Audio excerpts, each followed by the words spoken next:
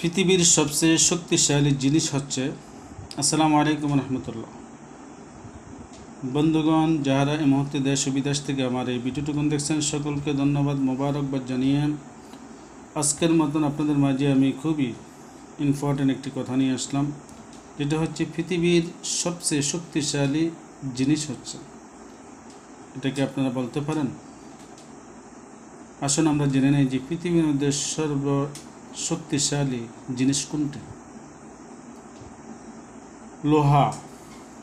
এটা সাধারণত আমরা বুঝি লোহা একটা শক্ত জিনিস, মজবুত জিনিস, এবং লোহা দ্বারা যে কোনো কাজ করা যায়, শক্তিশালী একটা জিনিস যা সব কিছুকে কেটে ফেলতে পারে। লোহা দ্বারা আপনি কোদাল বানালেন, কুঠার বানালেন, দা বানালেন, কাঁচি বানালেন, কেসি বানালেন, অন্যান্য সরঞ্জামই বানানো যায় লোহা দ্বারা। তাই এটা দ্বারা সব কিছুই কেটে ফেলতে পারে। লোহা থেকেও শক্তিশালী হচ্ছে, বলেন তো কি? আগুন। না, ওই লোহাটাকেও আগুনে গলিয়ে দেয়, এতে সন্দেহের কিছু নয়। যখন লোহা দ্বারা দা বানানো হয়, তখন ওই লোহাটাকে আগুনে পুড়িয়ে গলিয়ে তারপরে এটাকে পিটিয়ে দার আকার ধারণ করে, কোদালের আকার ধারণ করে, ইত্যাদি ইত্যাদি জিনিসপত্র বানায়। এবার আসুন আগুন। আগুন থেকেও শক্তিশালী জিনিস আছে, তা হচ্ছে পানি। আপনি যত আগুনে থাকুক না কেন, যদি আপনি আগুনে পানি ঢেলে দেন, তাহলে এই পানিগুলো দ্বারাও আগুনটা নিভে যায়, যা আগুনকে নিভিয়ে দিতে পারে। এবার পানি থেকে শক্তিশালী কি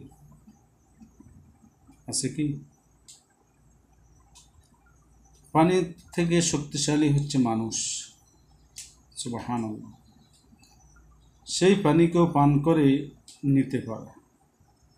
অর্থাৎ লোহাকে আগুন দিয়ে পুড়িয়ে গলিয়ে দেওয়া হয়, লোহা আগুনকে আবার পানি দিয়ে নিভানো হয়, আবার ওই পানি আবার মানুষে হজম করতে পারে, খেয়ে ফেলতে পারে, পান করতে পারে।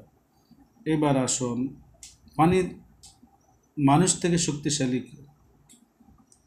আশ্চর্য কথা, মানুষ থেকে আবার শক্তিশালী কি হতে পারে? আমরা আশরাফুল মাখলুকাত, সৃষ্টি সেরা জীব।